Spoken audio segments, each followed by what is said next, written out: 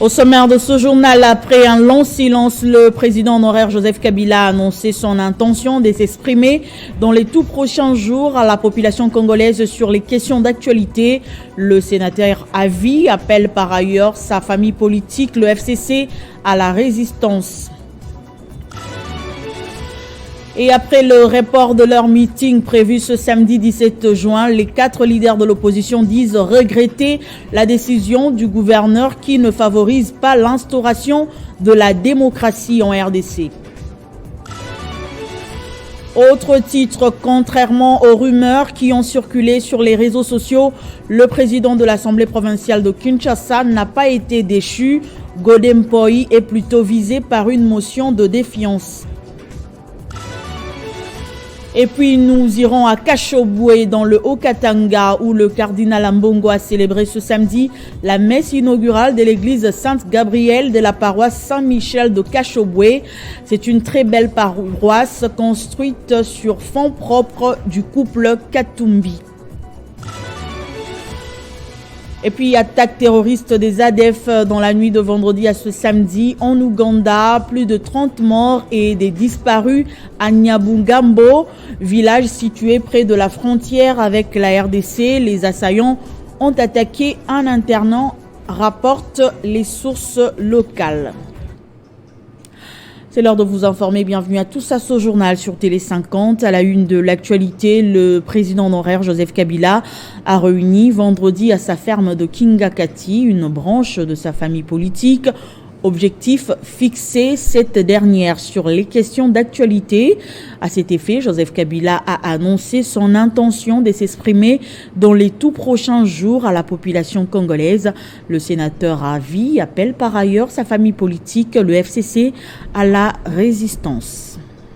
Il a été très attendu et voilà, Joseph Kabila, son silence n'a jamais signifié l'abandon de la politique. En retrait depuis 2020, et un peu plus tôt, Joseph Kabila Kabange a marqué un retour retentissant sur la scène politique congolaise. L'ancien chef de l'État et sénateur à vie a de quoi s'armer pour résister aux dérives dictatoriales du pouvoir en place, estime ses lieutenants. En effet, le Raïs a transmis un message d'espoir et d'engagement aux membres du bureau politique élargi du Front commun pour le Congo réunis en sa ferme de Kingakati. Il nous a rappelé qu'il ne faut jamais trahir le Congo sur l'autel de nos appétits égoïstes pour restaurer un nouveau régime dictatorial en République démocratique du Congo, a déclaré le secrétaire permanent adjoint du PPRD, Ferdinand Kambere, qui fait savoir au pouvoir en place que le silence du Raïs Joseph Kabila Kabange n'a jamais été une faiblesse et n'a jamais non plus signifié l'abandon de sa passion pour le Congo. Devant ceux qui lui sont restés fidèles, Joseph Kabila Kabange a insisté sur la crédibilité de la CENI, de la Cour constitutionnelle et l'urgence de stabiliser la situation sécuritaire sur toute l'étendue du territoire national afin de permettre à chaque Congolais de voter librement et dignement. Cette rencontre revêt une double importance dans la nature où elle a permis de casser les mythes qui étaient entretenus autour du fermier de Kingakati et de galvaniser en même temps la machine du Front commun pour le Congo pour la reconquête du pouvoir. Fin des retraites pour Joseph Kabila Kabange qui promet de libérer sa parole à l'intention du peuple congolais, une annonce qui suscite l'impatience chez les uns et l'émoi chez les autres. Il n'est nullement question d'une visibilité politique mais d'une volonté réelle d'échanger les choses en République démocratique du Congo. En attendant ces grands orales,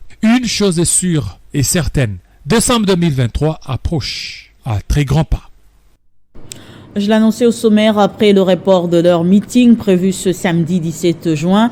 Les 4 leaders de l'opposition, notamment Martin Fayulu, Moïse Katumbi, Délice Sanga et Matata Pogno, disent regretter la décision du gouverneur qui ne favorise pas l'instauration de la démocratie en RDC. Cependant, l'opposition dit prendre rendez-vous pour le 24 juin dans un meeting populaire pour dénoncer la cherté de la vie. Encore une fois, nous l'avons dit et nous ne cesserons de le répéter, nous sommes dans une nouvelle forme de dictature où on impose ce qu'on veut à près de 100 millions d'habitants. Et ça, c'est regrettable pour un pouvoir qui se déclare être d'un état de droit. Comment une organisation, on peut même dire 4 partis politiques, demandent près de 3 semaines avant l'organisation d'un meeting et on vient répondre la veille en disant avant vous, c'est-à-dire, on suppose, 4 semaines avant, il y a une autre organisation qui avait demandé de tenir le meeting ou de tenir une manifestation au même endroit, mais qu'on n'a jamais répondu. Mais on vient seulement vous informer la veille pour dire qu'il y avait une autre demande. Ça, je crois que c'est fallacieux. Et aujourd'hui, nous prenons le peuple congolais à témoin. Ceux qui disent que l'opposition est faible, c'est eux qui sont faibles. Parce qu'en réalité, s'ils n'avaient pas peur, ils n'allaient pas nous interdire de tenir ce meeting. Ce n'était pas une marche, ce n'était pas un sit-in, mais c'était uniquement un meeting pour informer la population que le pouvoir en place n'est plus à mesure de répondre aux préoccupations de la population congolaise. Donc nous, pour éviter que le sang coule, pour éviter que les blessés n'arrivent, nous disons à la population congolaise de ne pas venir donc demain pour ce meeting, de garder son calme, de garder son sang-froid pour que le samedi prochain, nous puissions nous retrouver pour un meeting, démonstration de force, démonstration d'harmonie de la population contre un pouvoir dictatorial qui ne veut plus que s'imposer que par la force. Dans l'actualité également, le rapporteur de l'Assemblée provinciale de Kinshasa, Junior Nembalemba, dément la rumeur propagée sur la toile, selon laquelle Godem Poi, président de l'Assemblée provinciale de Kinshasa, serait déchu de ses fonctions par les députés provinciaux. Le rapporteur de l'APK l'a fait savoir dans un tweet. Le rapporteur de l'Assemblée provinciale de Kinshasa, l'honorable Junior Nembalemba, dit non à l'information qui circule sur la toile suite à la proposition de la déchéance déposée à l'Assemblée provinciale contre l'honorable Godem Poi, président de cet organe. Junior Nembalemba précise dans son tweet que la procédure de déchéance est amorcée mais qu'il n'y a aucune décision jusque-là. Godem Poi se présentera devant ses collègues députés provinciaux pour présenter ses moyens de défense avant que la plénière ne se décide. Cette proposition est une initiative signée par 5 députés provinciaux élus à la plénière par l'honorable Jean-Désiré Mbozi Wambozi. Pour certains observateurs, cette proposition de résolution portant déchéance du président de l'Assemblée provinciale de Kinshasa explique la persistance du bras de fer qui oppose Godem Poi au gouverneur de la ville-province de Kinshasa, Jean-Tini Ngobila. Dans certaines images devenues virales sur la toile, il y a peu, les 2 hommes en froid, depuis un moment, s'y sont affichés, se saluant à la main, sans le moindre sourire pour dissiper tout malentendu. Et puis le projet de loi portant répartition de sièges pour les élections législatives, provinciales, municipales et locales, après son adoption par les 2 chambres du Parlement, a été également promulgué par le chef de l'État Félix Tshisekedi. Cette annonce a été faite vendredi par Didi Manara, 2e vice-président de la CENI, lors des travaux du cadre de concertation CENI, parti politique en prélude de l'ouverture des bureaux, des réceptions et des traitements des candidatures. Situation sécuritaire dans la province du Mai-Ndombe. L'insécurité est encore persistante dans le territoire de Kwamount. Des morts sont encore enregistrés et attribués à la milice Mobondo. Vendredi, un fermier a été égorgé par les miliciens Mobondo à quelques kilomètres du village Kambaku. Ce dernier espérait récupérer ses produits agricoles dans une zone caractérisée par l'activisme de ses combattants.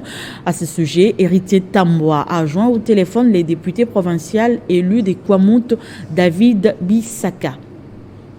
Je vous confirme cette information. À Kwamount, la paix n'est pas encore là. La calmie, donc la porte de l'inquiétude qui était ouverte, elle est restée comme ça. La situation demeure catastrophique.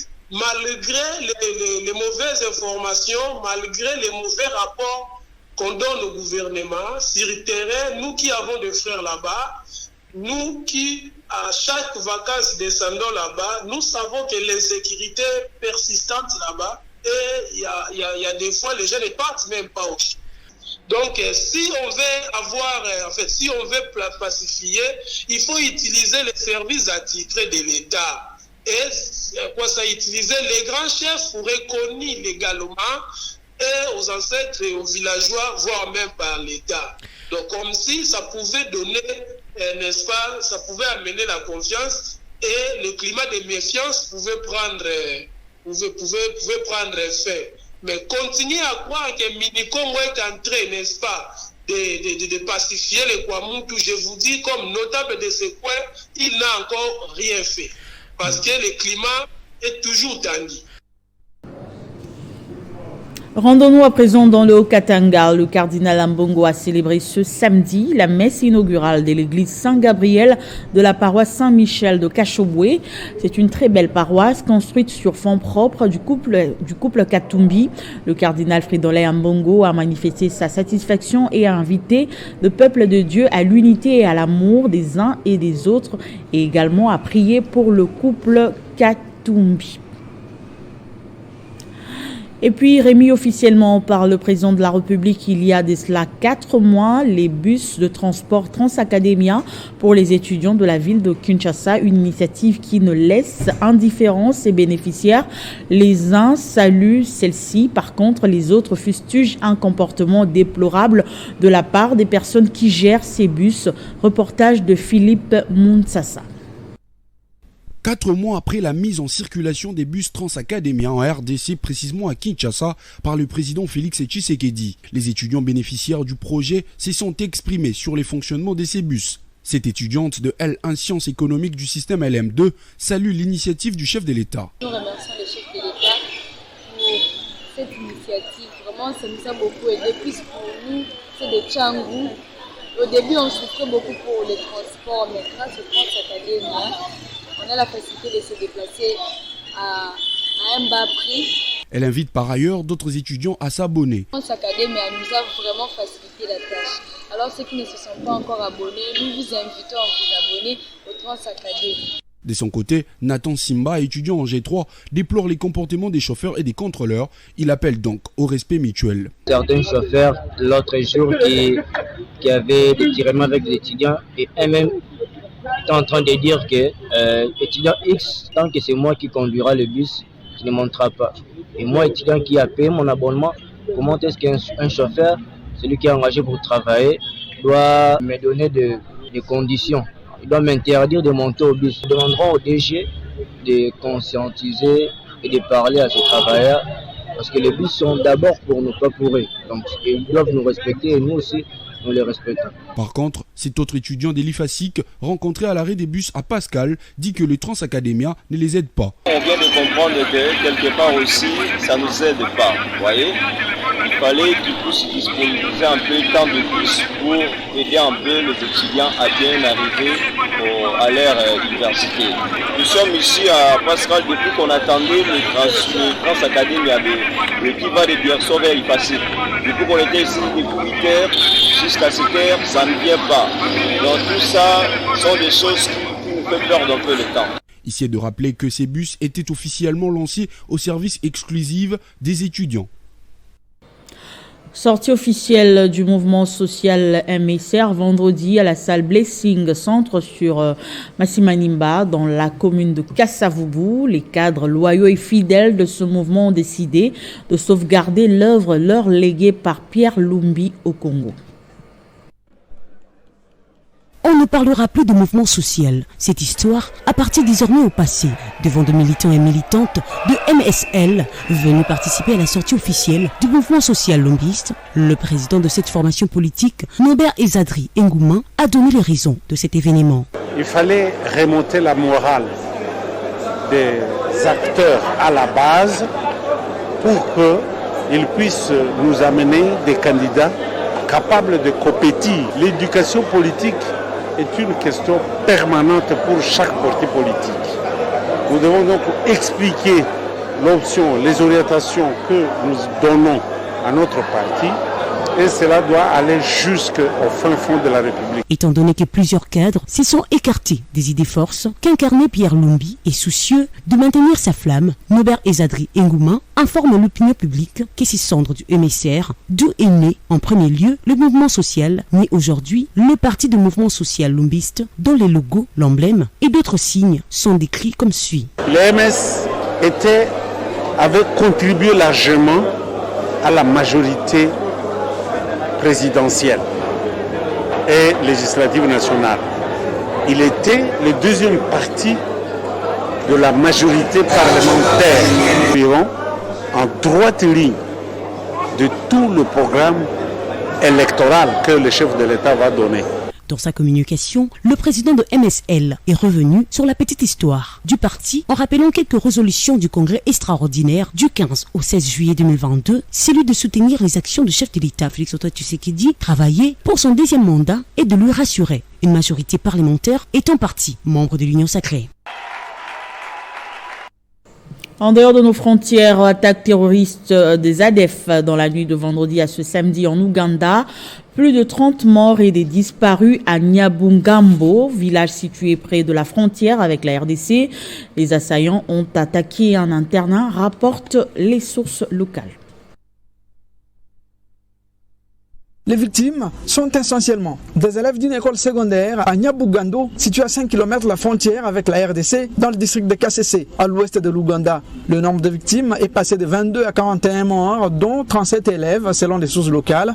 Le gouvernement ougandais parle, lui, de 37 morts et de plus d'une dizaine de disparus qui auraient été pris en otage par les assaillants. C'est une attaque terroriste perpétrée par les ADF venus de Kassindipor en RDC, a affirmé le commandant des troupes ougandaises déployées en RDC et qui s'est rendu aussitôt à Nyabugando. Cet officier général de l'armée ougandaise demande pardon à la population pour ce drame qui est arrivé. Il annonce le déploiement des unités UPDF afin de poursuivre les assaillants avec la mise en service des hélicoptères de combat pour les traquer partout en Ouganda comme en RDC où ils se seraient retranchés, a-t-il rassuré. Pendant ce temps, le gouvernement ougandais a pris toutes les dispositions nécessaires pour identifier les victimes en vue d'une inhumation digne. Déjà une équipe est arrivée sur place pour évaluer les dégâts. Une autre délégation gouvernementale, avec à sa tête un ministre, accompagné du chef d'état-major général de l'armée ougandaise, est en route de Kampala pour le district de Kasese en vue d'apporter assistance à la population de Nyabugando, annoncent les officiels ougandais. Cette attaque est l'une des plus meurtrières en Ouganda, après celle d'Ntoroko, plus au nord du pays, depuis que les soldats ougandais sont déployés à l'est de la RDC en opération conjointe avec les forces armées de la République démocratique du Congo pour traquer les terroristes de l'ADF. Avec cette attaque sanglante, certains Congolais craignent que Kampala s'arroge le droit de poursuite de son ennemi sur le territoire congolais, avec ou sans l'aval de Kinshasa, en dehors des opérations conjointes en cours. Depuis ce matin, l'Ouganda a restreint le mouvement des populations à sa frontière avec la RDC au niveau d'un pont d'Oué, en face de la cité frontière congolaise de Kassindi. Et puis la junte militaire malienne réclame aux Nations Unies le retrait sans délai de leur mission de paix dans le pays. La MINUSMA, c'est ce qu'a annoncé vendredi le ministre malien des Affaires étrangères Abdoulaye Diop devant le Conseil de sécurité. Le pays l'a réclamé hier vendredi devant les conseils de sécurité de l'ONU, retrait sans délai de la MINUSMA sur son territoire, qui selon son chef devient ainsi presque impossible. Le pays est pourtant en proie à une forte activité djihadiste avec un mois de mai qui s'est avéré particulièrement sanglant. Le réalisme impose les constats de l'échec de la MINUSMA dont les mandats ne répondent pas aux défis sécuritaires, a déclaré le ministre malien des Affaires étrangères Abdoulaye Diop devant le membre du conseil qui doivent se prononcer le 29 juin sur un renouvellement du mandat de la mission de maintien de la paix qui expire la fin du mois. La MINUSMA semble devenir partie du problème en alimentant les tensions communautaires exacerbées par des allégations d'une extrême gravité et qui sont fortement préjudiciables à la paix, à la réconciliation et à la cohésion nationale du Mali. Cette situation engendre un sentiment de méfiance des populations à l'égard de la MINUSMA et une crise de confiance entre les autorités maliennes et la MINUSMA. Au regard de tout ce qui précède, le gouvernement du Mali demande le retrait sans délai de la MINUSMA. Soulignant que la réunion de vendredi a montré une nouvelle fois les divisions au sein du Conseil de sécurité sur l'avenir de la MINUSMA, créé en 2013 pour aider à stabiliser un État menacé d'effondrement sous la poussée djihadiste, protéger les civils, contribuer à l'effort de paix, défendre les droits humains. Et puis pour finir, conflit russo-ukrainien après leur échange vendredi avec le président ukrainien Volodymyr Zelensky à Kiev, la délégation des présidents africains qui mène une mission de médiation en vue d'obtenir un dialogue entre les parties prenantes de cette guerre sera ce samedi à Saint-Pétersbourg où ils doivent rencontrer cette fois le président russe Vladimir Poutine. Après Kiev, la délégation met le cap sur Saint-Pétersbourg, au nord-ouest de la Russie, où elle est attendue par Vladimir Poutine au lendemain du rejet par Zelensky de son offre de médiation. La délégation menée par le président sud-africain Cyril Ramaphosa a proposé vendredi sa médiation de paix dans les conflits, estimant depuis la capitale ukrainienne qu'il devait y avoir une désescalade des deux côtés. Elle se vit opposer une fin de non-recevoir de la part du chef de l'État ukrainien qui a dénoncé une tromperie de Moscou en pleine contre-offensive de ses forces armées. Permettre une négociation avec la Russie maintenant, quand l'occupant est sur notre terre, signifie geler la guerre, geler la douleur et la souffrance, a dit Volodymyr Zelensky. L'OTAN, à son tour, a salué cette médiation tout en avertissant que seule une solution juste, reconnaissant l'agression russe, fonctionnerait. Rappelons qu'avant même l'arrivée sur ces terres des dirigeants africains, Poutine s'est quant à lui dit convaincu que la contre-offensive de Kiev n'avait aucune chance de réussir et que les pays occidentaux seraient bien obligés de revenir vers lui à ces conditions. Et nous verrons à quel moment, de quoi nous pouvons parler avec eux, a-t-il lancé. Ce journal est terminé, place au rappel de titres. Après un long silence, le président honoraire Joseph Kabila a annoncé son intention de s'exprimer dans les tout prochains jours à la population congolaise sur les questions d'actualité. Le sénateur Avi appelle par ailleurs sa famille politique, le FCC, à la résistance. Après le report de leur meeting prévu ce samedi, les 4 leaders de l'opposition disent regretter la décision du gouverneur qui ne favorise pas l'instauration de la démocratie en RDC. Et puis, contrairement aux rumeurs qui ont circulé sur les réseaux sociaux, le président de l'Assemblée provinciale de Kinshasa n'a pas été déchu. Godem Poi est plutôt visé par une motion de défiance. Et dans le Haut-Katanga, le cardinal Ambongo a célébré ce samedi la messe inaugurale de l'église Saint-Gabriel de la paroisse Saint-Michel de Kachobwe. C'est une très belle paroisse construite sur fonds propres du couple Katumbi. Et puis, attaque terroriste des ADF dans la nuit de vendredi à ce samedi en Ouganda. Plus de 30 morts et des disparus à Nyambungambo, village situé près de la frontière avec la RDC. C'était l'essentiel de l'actualité. Merci de rester fidèle au programme de Télé 50. Je vous retrouve lundi à 19h pour d'autres titres d'actualité avec le même plaisir.